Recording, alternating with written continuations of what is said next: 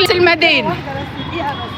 اتكلم عن مع رئيس مجلس المدينة بتقول ايه النهارده للمصريين؟ تحيا مصر، ننزل عشان مصر. وحضرتك منوره في اي مكان. ربنا يخليك يا رب. وحضرتك اول من جه النهارده على لجنه الاعداديه بنين. ايوه انا وفي وسط الناس. وانا صوتي في الاعداديه بنين. منوره الاعداديه بنين ومنوره مصر ومنوره بالقاس.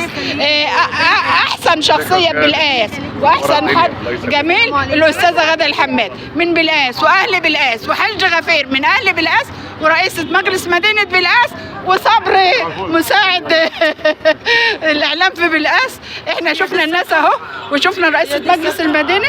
هي دي الصفحه هوريها لك اهو.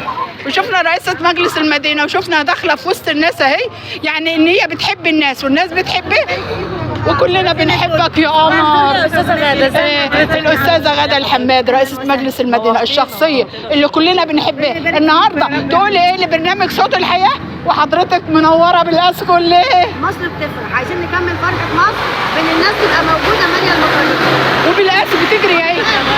بالقاس معمول شغل محترم جدا. لا وحضرتك عامله شغل حلو، احنا شايفين الطرق حلوه، حتى في المعصره جالنا وحده وجالنا حاجات كتيره في المعصره. ونقول لك يا رب سيادة الرئيس، الدولة وسيادة الرئيس، ربنا يبارك فيك. وربنا يبارك فيك ويبارك في اهل بالقاس ويسلم بالقاس واهل بالقاس. وتحيا بالقاس من عند مدرسه الاعداديه بنين. تحيا مصر، تحيا مصر. النهارده منظر رائع وشكل جميل لاهل بالقاس، كلهم جايين بحاج غفير يقولوا للريس نعم، نعم بالحب، نعم بالخير والامن والسلام، نعم لمصر الجديده، مصر 2023 بنقول 2030 بنقول نعم، نعم بكل الحب، نعم بكل الخير، نعم يا مصر، نعم، نعم.